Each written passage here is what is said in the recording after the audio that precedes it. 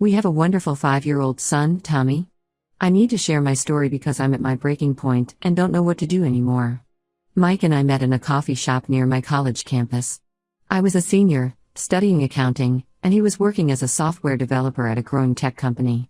He came in every morning for coffee, and we started talking. He was different from the college guys I knew, mature, ambitious, and seemed to have his life together. After dating for a year, he proposed on my graduation day. Everything felt perfect. The first 2 years of our marriage were like a dream. We both had good jobs, bought a beautiful 3-bedroom house in a nice neighborhood, and started planning our future. Mike was making great money as a senior developer, and I was building my career at an accounting firm. When I got pregnant with Tommy, Mike was over the moon. He painted the nursery himself, read every parenting book he could find, and even took paternity leave to help with the baby. Tommy's early years were wonderful. Mike was an amazing father. He would wake up early on weekends to let me sleep in, take Tommy to the park, and spend hours building blanket forts in the living room. Our friends used to joke that he was setting an impossibly high standard for other dads in our social circle. The changes started so gradually that I barely noticed at first. About 2 years ago, Mike began coming home late from work. He said he was working on a big project, and I believed him. He'd always been dedicated to his job. Then he started missing dinner, then Tommy's bedtime stories, then entire weekends would go by with him barely leaving his home office. I finally learned the truth when his boss called me. Mike had been skipping work, missing deadlines, and showing up to meetings unprepared. The company was letting him go. When I confronted Mike, he broke down and admitted he'd been gambling online during work hours. He promised it wasn't serious, just a hobby that got out of hand, and said he'd find a new job right away. But he didn't look for work. Instead, he spent more time gambling, claiming he needed to win back what he'd lost before job hunting. Our savings started disappearing, first in small amounts, then larger sums. I'd check our account and find hundreds or thousands missing. Every time I confronted him, he had excuses. The money was just temporary, he had a system, he was about to hit a big win. I started taking extra clients at work to cover our bills. My parents offered to help with Tommy, watching him after preschool so I could work longer hours. Mike barely noticed, he was too absorbed in his poker games. He started sleeping all day and staying up all night. The house fell into chaos. I was working, taking care of Tommy, doing all the housework, while Mike lived in his own world. One day, while doing laundry, I found a small bag of white powder in his jeans pocket. I knew what it was but didn't want to believe it. When I confronted him, he claimed it was just to help him focus during long poker sessions. I was horrified. We had a young child in the house, and he was using cocaine. Throughout all this, my cousin Rachel was my biggest support. She's 2 years younger than me, and we grew up like sisters.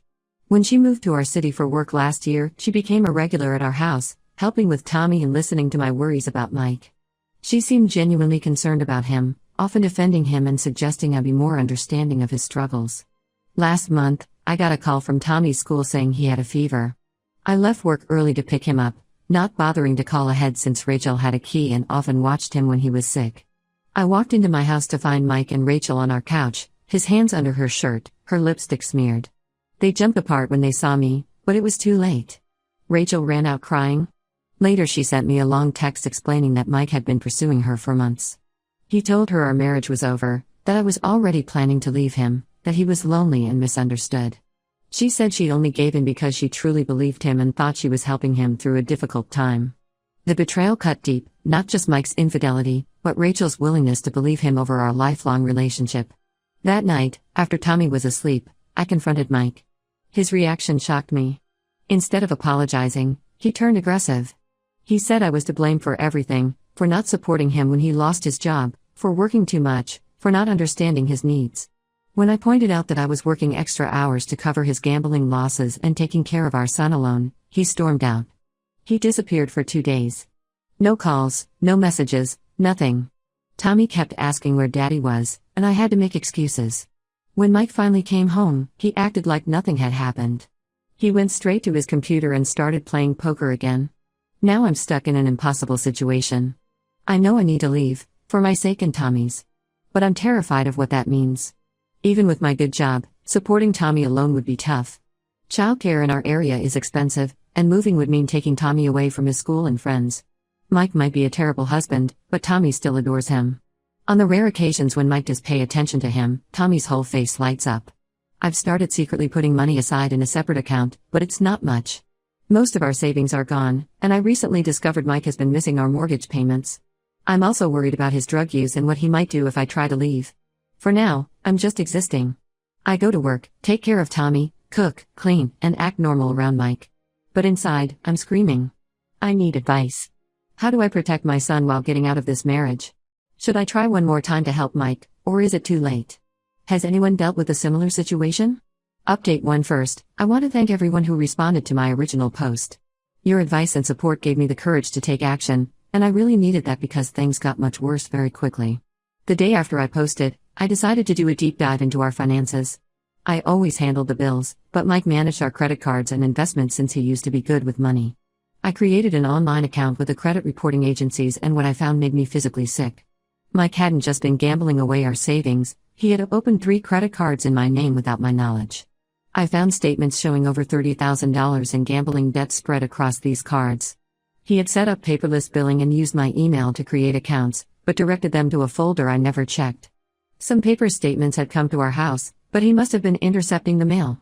When I confronted him with the statements, his reaction terrified me. Instead of showing remorse or trying to explain, he became defensive and angry. He started yelling about how I had no right to check his private financial matters. When I pointed out these were in my name, he claimed he had done it for our family, that he had a foolproof system to win everything back. He even pulled up his laptop to show me some gambling strategy website, trying to convince me that he was about to hit a big win that would solve everything. I told him I was considering divorce. That's when his demeanor completely changed. He broke down crying, fell to his knees, and started begging for another chance. He promised to go to Gamblers Anonymous, to get a job, to be a better father to Tommy. He seemed so sincere that for a moment, I almost believed him. Almost. That night, while he was in the shower, something made me check his phone. He had left it unlocked on the coffee table, unusual for him as he'd become very protective of it lately. What I found was worse than I imagined. Not only was he still messaging Rachel, talking about their connection and how they could be together once he figured things out, but he was also deeply involved with a drug dealer. The messages with the dealer were terrifying. Mike owed him $5,000, and the dealer was getting impatient. There were veiled threats about other ways to collect the debt. One message mentioned knowing where Tommy went to school. I felt my world collapsing. This wasn't just about a failing marriage anymore, my son was in danger. I called Mike's parents that same night. They live about an hour away and have always been wonderful to me and Tommy. When I told them everything, his mom started crying. Then she revealed something that changed everything. This wasn't Mike's first gambling addiction. He had a similar problem in college, losing thousands of his parents' money. They had bailed him out and helped him recover, but made him promise never to gamble again. They thought he had kept that promise. His parents immediately offered their guest house to me and Tommy. It was a small but comfortable 2-bedroom space behind their main house, completely private but close enough for support. His mom suggested I pack while Mike was out the next day. The next morning, I waited until Mike left for what he claimed was a job interview. I later learned he was meeting his dealer. His parents came over, and we started packing essentials, clothes, toys, important documents. We were almost finished loading the car when Mike came home unexpectedly. The scene that followed still haunts me. Mike completely lost control. He started throwing things, books, pictures, anything he could grab. He was screaming that I couldn't take his son, that he would find us, that he would make me regret this. His father, who I had always known as a gentleman, had to physically restrain him while his mom and I finished getting our things. Tommy was at school, thank God, but I knew then that I couldn't let my son come back to this house. We've been at his parents' guest house for almost 2 weeks now. Mike alternates between calling constantly with tearful apologies and sending threatening messages. He showed up at my work twice, causing such a scene that security had to remove him. My boss has been understanding, letting me work remotely when needed. Yesterday, Rachel appeared at my workplace.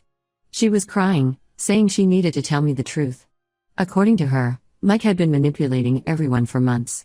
She showed me messages where he had been harassing her, demanding she tell me the affair was all her fault, threatening to tell her employers some lies he had made up about her if she didn't comply. But the biggest shock came from Mike's former boss. He called me after hearing about our separation through mutual friends. He felt I needed to know the real reason Mike lost his job. It wasn't just about being late or missing deadlines. Mike had been embezzling from the company. Over 6 months, he had stolen nearly $50,000 through a scheme involving fake vendor payments. The company had agreed not to press charges if he repaid the money, which explains some of the mysterious loans he had taken out last year. Tommy is struggling to understand what's happening. He keeps asking when we're going home, when he can see his dad. Mike's parents are being incredible, helping with childcare and giving me time to figure out next steps.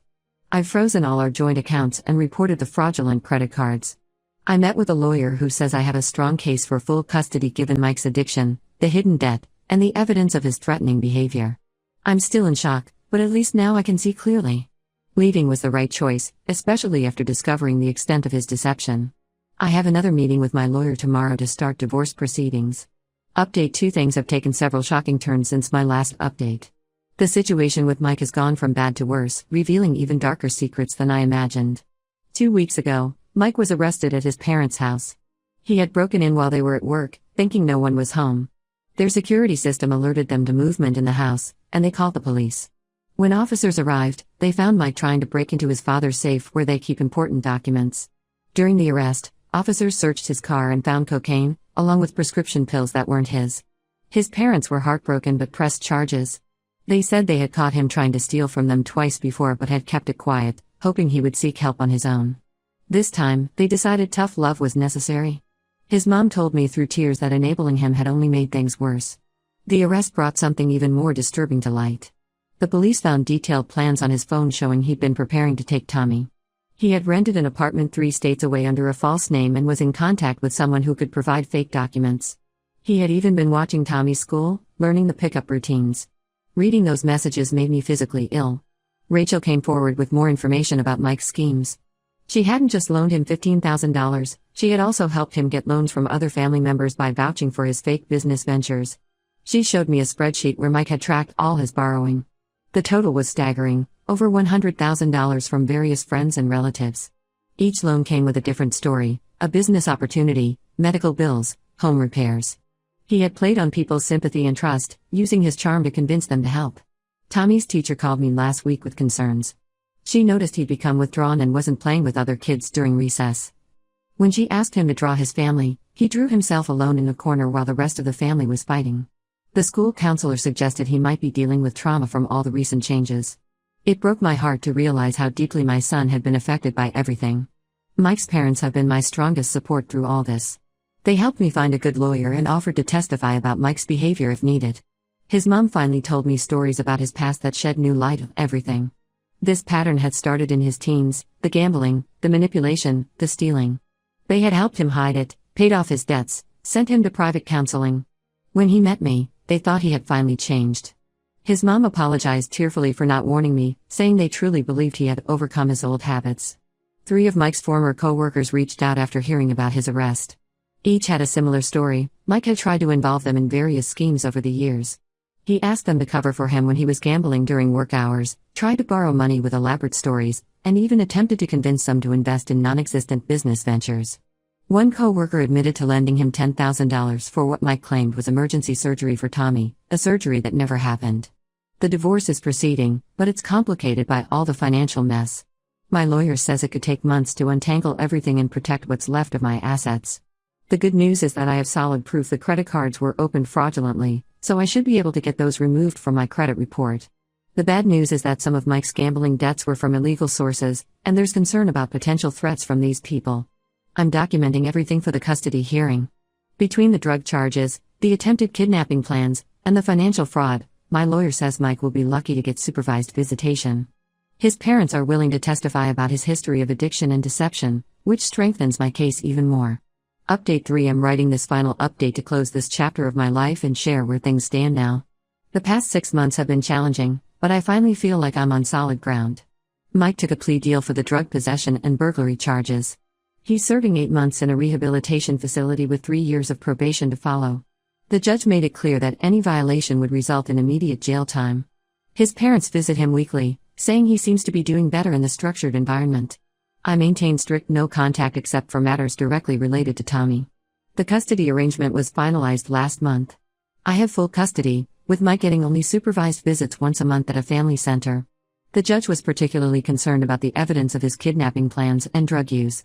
Even these supervised visits are contingent on Mike staying clean and continuing treatment after his release. The financial aftermath has been messy. The divorce is final, and the judge ruled I'm not responsible for the credit card debt Mike created in my name. However, I'm still dealing with the people he borrowed money from. Some, like his old co-worker who he tricked with a fake surgery story, have been understanding. Others still think I must have known about his schemes and want me to repay his debts. My lawyer is handling these claims. Rachel's attempts at reconciliation have been persistent. She repaid the $15,000 Mike borrowed from her, directing it to Tommy's college fund as a gesture of apology. While I appreciate the gesture, I told her I need permanent space. The trust is broken, and some things can't be fixed. She finally stopped trying to contact me last month. Tommy and I moved into our own apartment 3 weeks ago. It's smaller than our old house and the commute to work is longer, but it's ours. Tommy has his own room which he decorated with superhero posters.